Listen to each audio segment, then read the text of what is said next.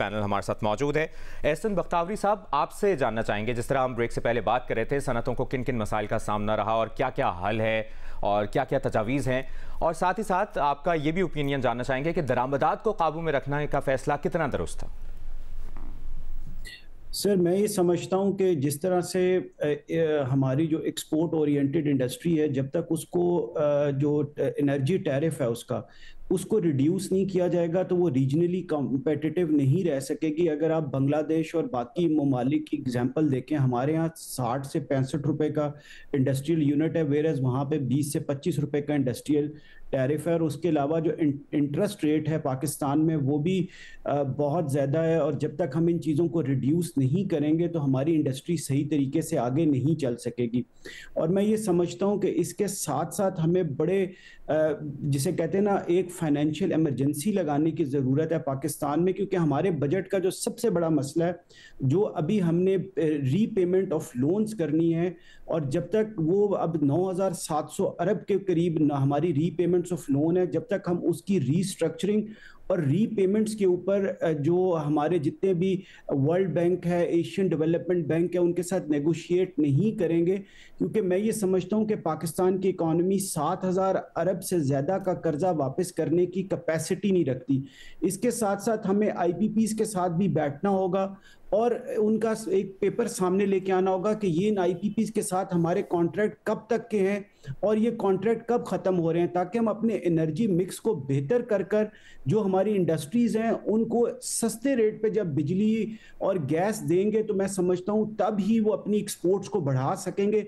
नहीं तो ये हम सिर्फ एक क्विक फिक्स की तरफ लगे हुए हैं। मैं समझता हूँ कि इससे जो लॉन्ग टर्म नतीजा है वो नहीं निकल सकेगा। सही। अच्छा, आप सभी से एक ही सवाल, और मैं आसिफ इनाम साहब से ये सवाल सबसे पहले करना चाहता हूँ कि हमने माजी में भी देखा, हर साल बजट आता है, तजावीज़ ली जाती हैं, डिस्कस किया जाता है, लेकिन इम्प्लीमेंट शायद उस तरह नहीं होता। इस बार वज़ीर-ए-आज़म शहबाज शरीफ कराची भी आए, ताजरों से मुलाकात भी की और कहा कि ताजरों से तजावीज़ भी ली जाएंगी, लूप में भी रखा जाएगा। क्या प्री बजट तजावीज़ ली गई आप सभी से?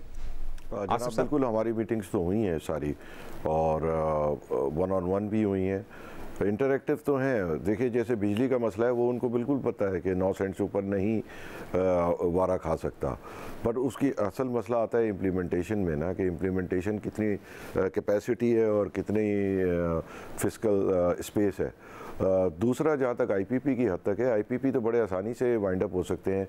इसमें बेतहाशा करप्शन हुई हुई है, जिसके अंदर जाली जो है वो स्पेसिफिकेशन शीट सबमिट्स की हैं, तेल चोरी है, ओवर इनवाइसिंग है, जो मतलब बड़े इजीली इस्टेब्लिश हो सकता है। तो ये तो अगर स्टेट चाहे तो 10 मिनट का काम है, उनको बुला के बैठा दें कि भाई ये ठीक है, ये आप लोगों ने किया हुआ है, आप सीधे होते हो, ये ख़त्म। वो तो लंदन ज्यूरिडिक्शन नहीं है ना। तो I think so it's up to state when they want to do it. दूसरे, एक चीज़ ये बहुत ज़रूरी है कि जब हमारा सिस्टम ही 25,000 का था तो हमने 60-70 हज़ार ले कैसे लिया, और at least who were those people who are responsible कि जिन्होंने 60-70 हज़ार ले लिया। देखें ना, आज भी 42,000 किया है, वो भी 5,000 जिनको रिटायर करके, वरना तो 48,000 मेगावाट जनरेशन है, 25,000 का सिस्टम है। तो ये भी एक बहुत बड़ा ऐसा है कि जैसे हमारी गाड़ी की टंकी 45 लीटर की हो, हम रोज़ 100 लीटर डला के आ जाएँ कि जी हमने 50 लीटर नीचे गिरा दिया कि कहीं गाड़ी रास्ते में बंद ना हो जाए। आई think so on a national level ये चीज़ें ज़्यादा इंपॉर्टेंट है बनिस्बत एनी अदर थिंग के, ताकि ये दोबारा गलती ना हो और दोबारा गलती नहीं होनी चाहिए। दूसरा, IMF के सिलसिले में ये है कि हमारे 25 प्रोग्राम तो पहले हो चुके हैं, तो आई डोंट थिंक सो कि कोई मैजिक 26वें प्रोग्राम से आएगा। सही। काशिफ साहब, प्री बजट तजावीज़ क्या ली गई और क्या आप एक्सपेक्ट करें कि वो तजावीज़ जो सुनी है वज़ीर-ए-आज़म ने या हुकूमती लेवल पे, उन पर अमल दरामद भी होगा?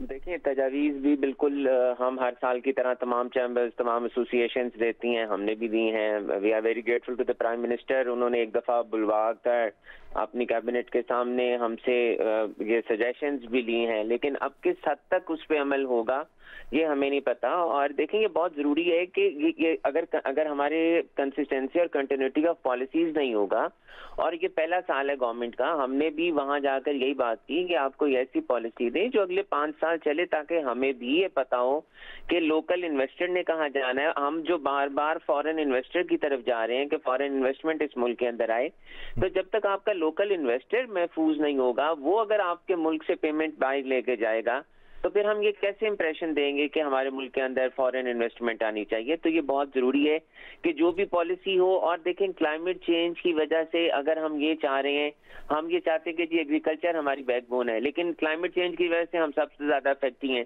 तो क्या हमने नए डैम्स पे, वाटर रिजर्वॉयर्स पे काम किया, एनर्जी मिक्स पे काम किया? हमने बिल्कुल काम नहीं किया।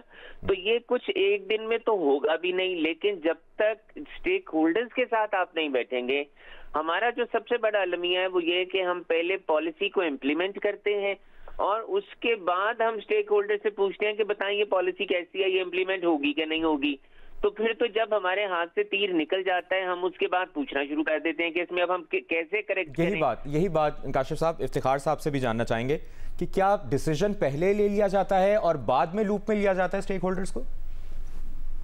जी, बात ये है कि मैं पहले उस पर आता हूँ कि जी हमने भी तजावीज़ दी हैं और मैं पूरी उम्मीद हूँ कि जो हमने तजावीज़ दी हैं, हमारी डिस्कशन भी हुई है, 2 दफ़ा मीटिंग हुई है, कराची में भी आए हैं प्राइम मिनिस्टर साहब और उनसे मीटिंग की है हमारी बजट तजावीज़ पर। उसके बाद जूम पे भी हमने FBR से भी मीटिंग की है, मोहम्मद औरंगजेब साहब से भी मीटिंग की है।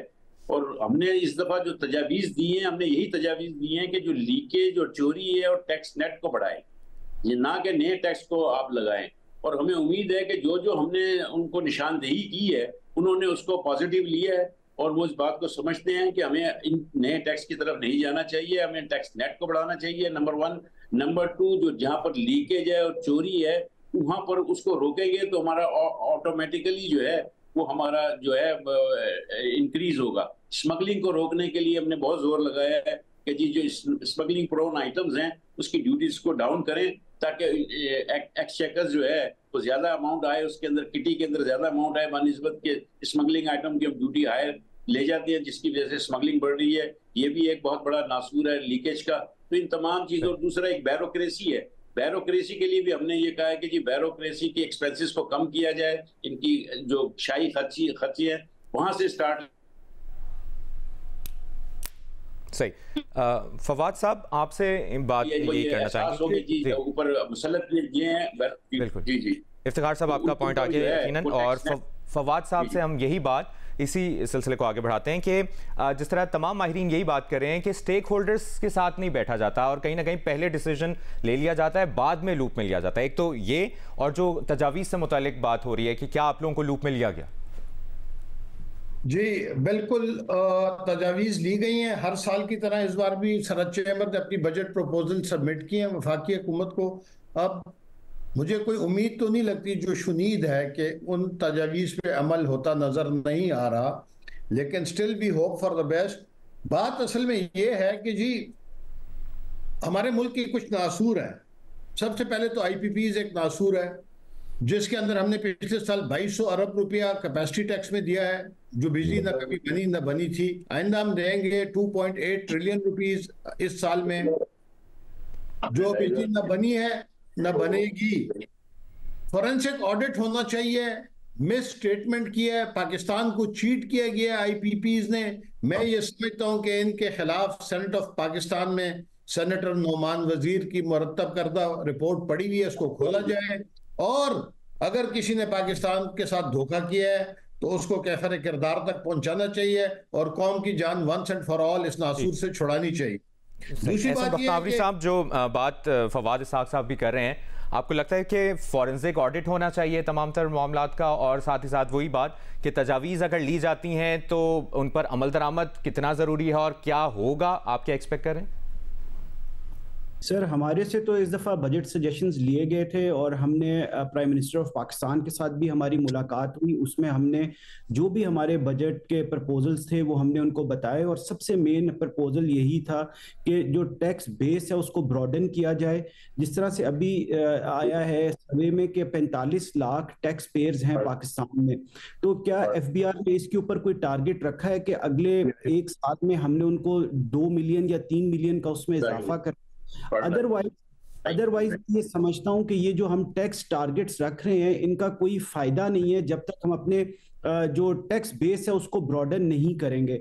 इसके साथ साथ मैं ये समझता हूं कि जो प्रपोजल्स हमसे लिए गए, अगर उनको आप बजट में शामिल नहीं कर सकते तो उनका हमें प्रपोजल्स देने का कोई फायदा नहीं होता।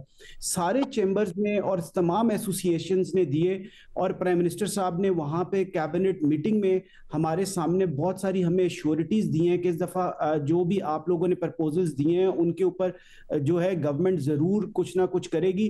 लेकिन हमें क्योंकि जो टैक्स टारगेट रखा जा रहा है उसके बाद ये लग नहीं रहा कि उनके ऊपर कोई हमारा जिसे कहते हैं हमारी कोई सुनाई होगी।